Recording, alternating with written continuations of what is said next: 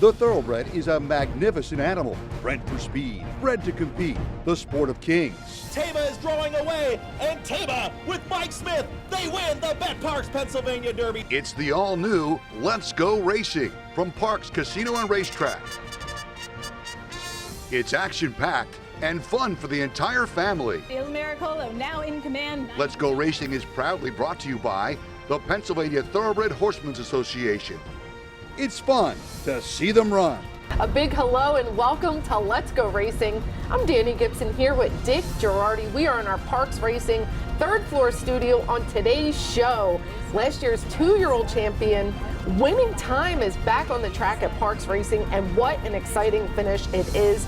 On the national scene, the 3-year-olds are looking to take their first steps on the road to the Kentucky Derby. We're in action at Aqueduct in the Jerome Stakes. Dick talks with the winning owner, and Let's Go Racing was up in Harrisburg for the farm show. Lots of fun stuff to see there, and we catch up with former jockey Tara Hemmings. All this, plus we're going to try to make you some money next on Let's Go Racing. We are going to do all of that, Danny. We are.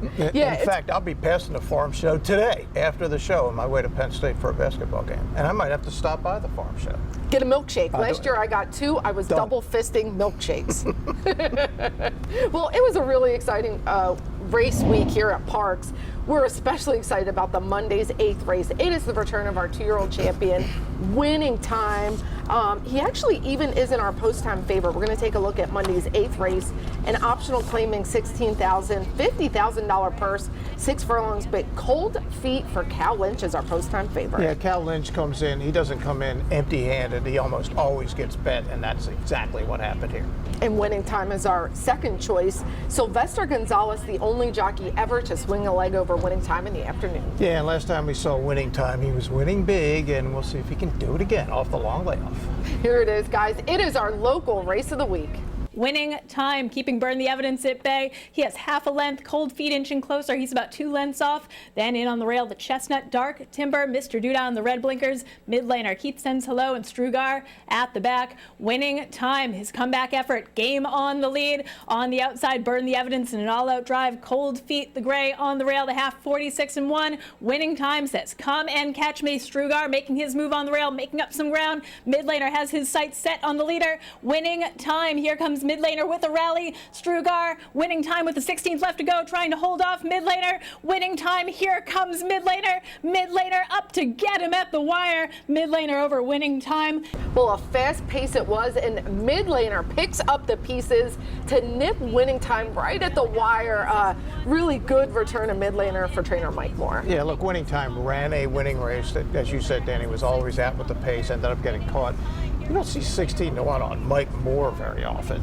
Mid laner, a good price, a really neat horse. Maybe had a couple of bad races, but Mike got him back and got him back big. Yeah, he said he had to get his mental capacity back to wanting to do his job. He gave him a little time off, and he's back off the bench in a big way. We'll see Winning Time. Yeah, you picked Winning Time. It was a good pick. I picked Strugar, not a good pick, but yeah, you'll be fine.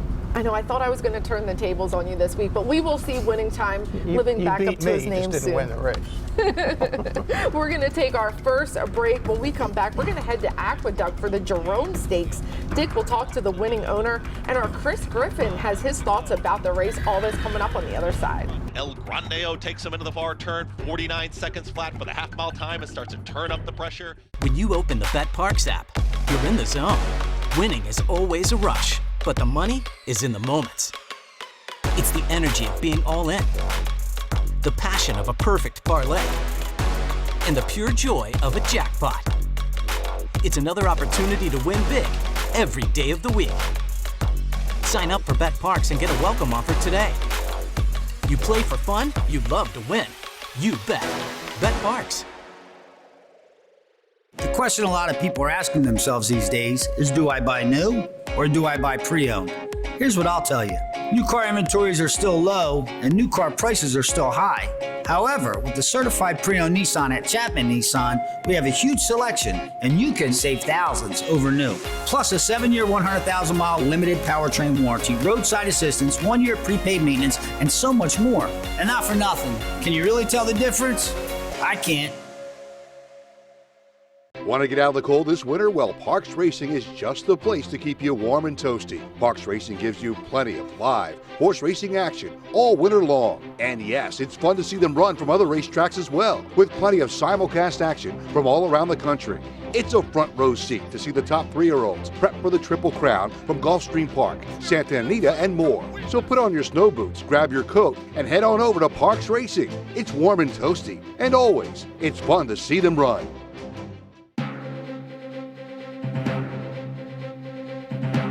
Welcome back to Let's Go Racing, our national races of the week. And we're going to start up at Aqueduct. This is the Jerome Stakes. Kentucky Derby points are on the line. This is for 3-year-olds. It's a one-turn mile. $150,000 is the purse. And Brad Cox, again with a loaded hand of 3-year-olds, has our post-time favorite. Drum roll, please. Yeah, to use the basketball analogy, now that we're in the middle of basketball season, this is kind of the NIT. This is not the heavyweights. We'll see them in March, but you never know. You might see one that shows up in this race and becomes a factor. Oh, you certainly couldn't. Linda Rice having an incredible meet. El Grande O is our second choice with Kendrick Carmouche's riding. Yeah, and Kendrick is on quite a roll to start the Aqueduct meet, and Linda Rice won NYRA all year long. And as we said, the year of the woman, Linda Rice was another. Oh, it certainly is. Here's track announcer Chris Griffin with the call of the Jerome Stakes. Tightly bunched here as they come out of the chute and hook up with the backstretch, and they are chasing El Grande O, who's a neck in front. El Grande O went 24.50 for that opening quarter mile. Tight hold here on Regalo. Wants to go, is in the 2 path, is chasing the leader with Connate now 3 wide as they work up the backstretch here in the Jerome. At the rail, it's Sweet Saudi J and Dylan Davis, and the trailer is Drumroll Please, who's only a length and a half off the lead as they approach. A half mile left to go. El Grande O is still in front. El Grande O takes him into the far turn, 49 seconds flat for the half-mile time, and starts to turn up the pressure. Connate is in pursuit, and here comes Connate and Manny Franco. They're on the move now, and Connate is ready to challenge an all-in El Grande O down towards the inside. Drum roll, please, is now within range. Is a length and a half off the battling duo. Losing ground was Regalo. The trailer is Sweet Saudi J as they approach a quarter mile left to go. El Grande O is still there. El Grande O is kicked on. Continuing to challenge is Connate. Drum roll, please. Starts to go through the gears on the grandstand side. El Grande O is trying to find that wire, but here comes Drum roll, please in clear pursuit. Drum roll, please is now up by a half length. It's Drum roll, please with a 16th of a mile to go. It's going to be Drum roll, please. And Javier Castellano awarded Derby points. They win the Jerome. It was the Pennsylvania bred Drumroll Please getting the win for trainer Brad Cox, who remember had Angel of Empire last year in the Kentucky Derby. Javier Castellano aboard for what could be another big horse for Brad Cox. Yeah, no question. Only an 80 buyer, so would have to improve to be a player. But when you talk PA bred, we're talking all PA bred by Hardspun, who obviously was a PA bred. And Implied Danny, remember from out here, won the Mrs. Penny, won almost $750,000. And what race did Aoife's Magic win on PA Derby Day? I think it was the Imply. I believe it was. And we got more with our buddy Chris Griffin on this race. He was there. He called the race. Thanks, Dick. Appreciate you guys as we are back here on Let's Go Racing. I'm down here on the first floor, and it's always good to see a Pennsylvania bred that's going to be on the Derby Trail, so we will see if Gold Square and Drumroll Please. From this effort in the Jerome Stakes, if you take a look at it, and I had a nice seat for this race. I get an opportunity to call it in the booth, but I think a grinding type effort. When you take a look at his run in the Remsen, he was chasing Dornoch and Sierra Leone.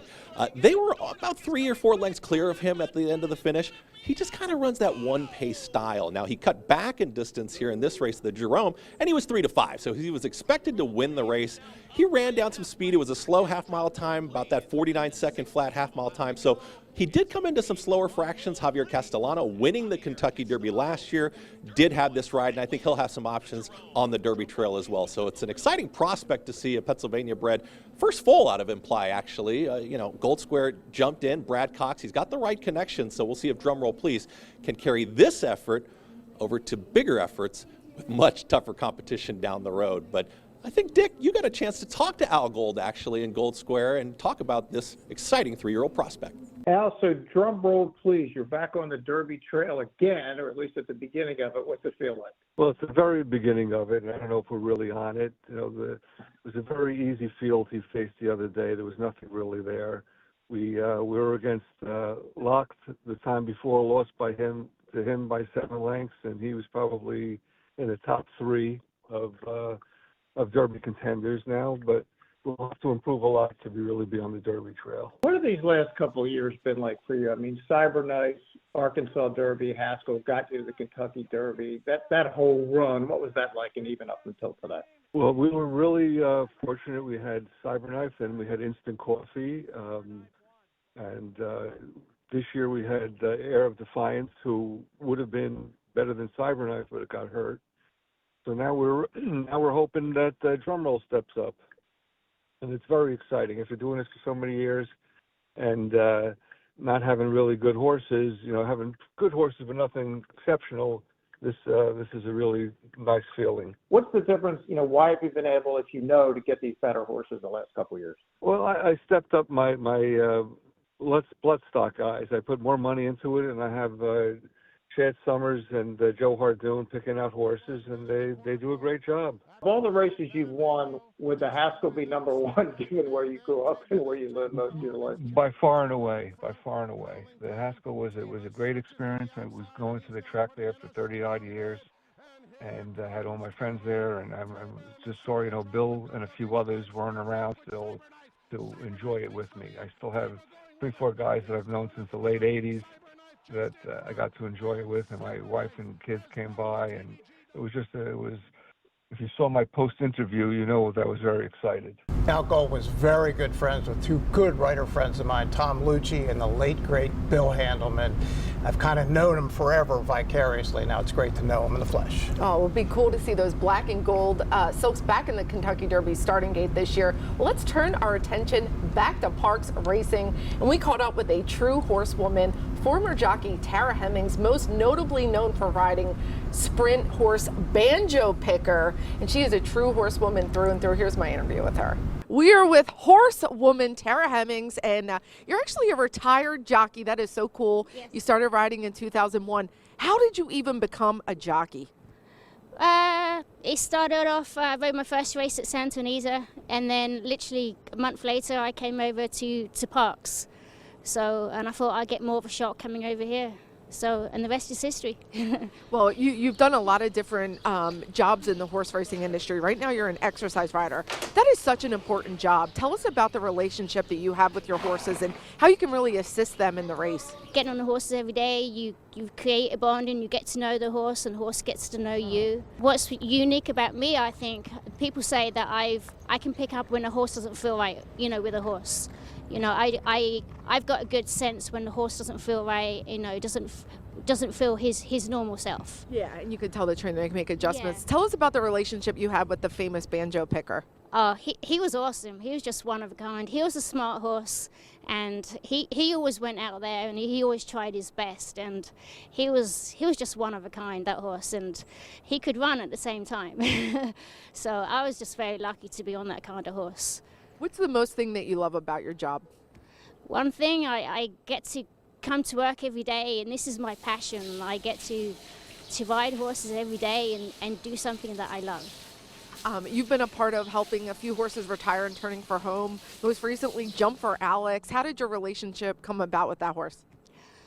I started getting on him when he was 2 years old. So I remember when I was developing him as a 2-year-old, and he won his first race going 5/8, and I was getting on him, and I was pretty much getting on him his whole life. And I always told Wendy I would love to retire this horse. What's one of your best memories as a jockey that just really stands out? I guess winning the Gravesend, because I was probably in New York, because I was the longest shot on the board and had no expectations. Around the far turn after a quarter in a dazzling 22 flat, Banjo Picker leads by 2. Had a horse either side of me, and he just battled back, and he just showed all heart that day, and it was a battle to the finish. And a big opening on the inside for Say My Name, who's coming on through. On the outside, Pioneer Empire. Banjo Picker continues to battle on introspect fourth. It's Pioneer Empire up for a short lead. Banjo Picker. It was an awesome race, and he showed all heart, all to the wire, and he just won by a nose. Well, you'll always have graded stakes winning jockey next to your name. Tara, these horses are so lucky to have you here every day. Thanks for talking with us today. Thank you, Danny. Appreciate it. Women like Tara are so good for our game. She will always have graded stakes winning jockey next to her name, and she's even passes on her knowledge. She talks to 4-H kids, and she's really big in helping horses she's a part of coming to Turning for Home. Really cool. Absolutely the backbone of the sport. Let's get into some more exciting races from Parks Racing. We're going to take a look back at Monday's 7th race. Now, this is the return of the matchup of Causes Trouble, who's our 2023 winningest horse at Parks, and Mass Roar, who's our post-time favorite. And Mass Roar is a beast. Yeah, Mass Roar is on a roll to 6 of 7 this year in 2023. Trying to get 2024 off to a good start. And how about David Jacobson trying to shake things up, sending Colonel Vargo down, who's our second choice with Ruben Silvera. He doesn't come often, but when he comes, he's usually dangerous. Here's Monday's 7th race. Hustling up in between horses, Johnny Ritt, Spear Gun. Then it's Causes Trouble settling in on the outside, in on the rail, Nay Dude. The early trailer is Genghis, just about 4 or 5 lengths covers this field tip to tail. The battle is on the front end. Colonel Vargo puts his nose in front. Mazroar eager to come up and join him, just nose behind. Causes Trouble just a length back now in third. The opening quarter, 22-3. Mazroar puts his head in front. Now he's opening up about a length on Colonel Vargo, Causes Trouble to the outside. Then in between Johnny Ritt and the white blinkers, Genghis in on the rail, Nay Dude and Spear Gun at the back. Mazroar now has a confident length and a half, 2 lengths now over Causes Trouble as they make their way through the far turn. Mazroar and Dexter Haddock on the inside, Johnny Ritt making up some ground, Causes Trouble. Then in between horses, Nay Dude up to 4th, Genghis to the outside, Spear Gun, Colonel Vargo dropping back, 45-4 for the half. Mazroar has been confidently handled every step of the way. Johnny Ritt chasing in second. Nay Dude making a rally from off the pace. Dexter Haddock looks over his shoulder for competition, lets Mazroar out a notch, and he is eager to respond. Boy, Mazroar, he won big. He shook loose from the rest of the field, and I was talking to Dexter Haddock. What makes him so dominant is his versatility. He can go to the lead, he can stalk, and he can come off the pace. Yeah, if you're betting, those are the best kind of horses, two-way horses, I call them. Love those kind. And he doesn't just win, he wins big. And that's 7 out of his last 8. Well, and me and Dick like to make you money. Put Causes Trouble back in your virtual stable. I heard the jockey talk to the connections. He apologized. He kind of fell back on the horse's mouth coming out of the starting gate. Took him off his game, but you will see that horse come back. Stable male. Stable male. All right, well, we're going to go to another break, but make sure you stick around. When we come back, we're going to head to Harrisburg with Turning for Home and the Pennsylvania Horse Racing Association to see the horses, the cows, the baby goats, and much more. We'll be right back. When you open the BetParks app, you're in the zone. Winning is always a rush, but the money is in the moments. It's the confidence and underdogs covering, the tension before a clutch turnover, and the pride of a parlay paying off. It's another chance to win big with all-day action. Plus, win your first $10 bet and get $125 in sports bonus bets. You play for fun, you love to win. You bet. BetParks. Turning for Home is a nonprofit that has provided for over 4,000 former racehorses with a safe retirement. These brave warriors do so much for the fans, and we want to make sure they're taken care of. It's a group effort by all the owners and the trainers, and we've helped so many horses. Responding to the need of a better system that addressed the uncertain future for the retirement of the equine population at Parks Racing, the PTHA rallied horsemen to support the program. It's awesome. I mean, these are the things that we deal with every day that put us into the game and make the game great. Without the horses, we have nothing. Turning for Home became the first on-track retirement program at a year-round racetrack. Aftercare, it takes all of us, and every single person is responsible for it. These horses give us everything on the track.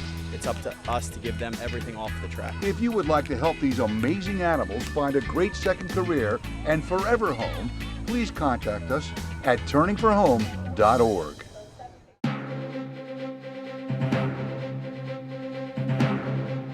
Welcome back to Let's Go Racing. Well, we were out in Harrisburg at the farm show, and it really is just a good time. It's a collaboration of agriculture and all the great things here in the Commonwealth of Pennsylvania. It is Pennsylvania, and Central PA is farm country, and what could be better than farm country than the farm show? And our very own Bruce Casella was out there, and he caught up with Donnell Mock from the Pennsylvania Horse Racing Association and also Samantha Potts from Turning for Home. We're down here at booth 601 at the Harrisburg Farm Show, and we have our virtual reality, so you get to put on the goggles, you get to see what it's like to be a jockey or a harness racing driver, and you get to get in the action here today. What are you telling the fans when they come by to your booth? You know, we want to show them what it's like to be in a horse race, and then we're also showing them we have 6 Pennsylvania tracks here.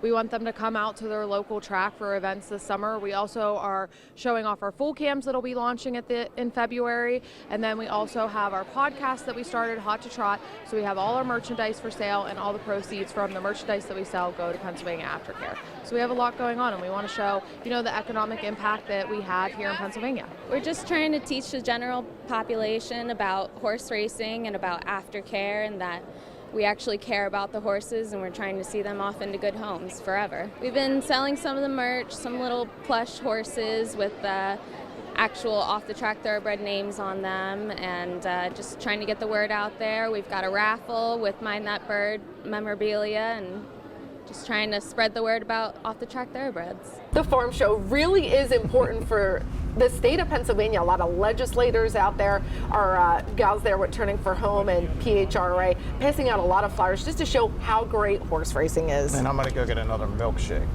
I had 2 last year at the same time. We're going to get into best of the rest. We're taking a look at Monday's 9th race. This is allowance optional, claiming $16,000, $50,000 purse, a mile and 70 yards. This is for the girls, the fillies and the mares. And nice field here. Bob Moscow has 2. And Emirates Affair, the 9, Danny, has been there the whole way. Loose of the lead at 15-1 for Bobby Moscow and the Hall of Famer Jack Armstrong. And they're not going to get her. They're just all the way. Wins by 2 at the wire. Emirates Affair. But you know what's so good about that? Bobby Moscow and Jack Armstrong got first and second with Ginger's Wish, the Pennsylvania bred, and Emirates Affair. They got all nice the money, win there. is what you're saying. They did get all the money. Lunch on Jack Armstrong for everybody. Well, let's go out to California. It's Santa Anita Park. It's the Grade 2 San Vicente. This is 3-year-olds on the Kentucky Derby Trail. 7 furlongs, $200,000, and it's the return of Muth. Yeah, this is on the Kentucky Derby Trail with an asterisk. Muth is the $2 million yearling. Bob Baffert's going to end up winning this race by about 3. Pilot Commander also Baffert for second, but as everybody knows, unless something changes, Baffert cannot run horses in the 150th Kentucky Derby in May. He will not. We'll see what happens there. We're going to stick with California. This is the Santa Ynez. This is for 3-year-old fillies. Kentucky Oaks points are on the line, $100,000. They are also going that 7 furlongs distance. And 1-5 on Copion for Dick Mandela, Flavian Pratt. This was never in doubt. Danny loose on the lead, and Gaughan's going to win by almost 6. This is a daughter of Omaha Beach, who Dick Mandela also trained back in the day. Remember, he was going to be the favorite for the Derby, had a scratch the day before, unfortunately, but Copion on the way to the Kentucky Oaks. We shall see. Yeah, we'll see if she has some traits like or maybe her even the famous cotillion. father. See if we can get Mandela here for the cotillion. That sounds good. Well, it's always fun when you're picking winners at the racetrack. Indeed it is, and nobody, Danny, I think, has picked more winners publicly than my good buddy Craig Donnelly, who did it for years for the Inquirer, now of course does it out here with his picks. Chris Griffin caught up with Craig to talk picking winners. Thanks, Dick. It's Chris and Craig Donnelly down here as we get set to bring you some selections for Monday. How about that? But most winners ever selected here at Parks? How about that? Well, Dick Girardi said that, and what he didn't mention, though, is after 54 years of doing this, I probably also have the most losers ever selected. So goes both ways. Hopefully we're not going to pick any losers here. We're going to talk about Monday's card, and Craig is going to be joining us pretty frequently here on Let's Go Racing and give some of those selections, because when you're a Hall of Famer and you give out all those winners, hopefully you can help those people win at home.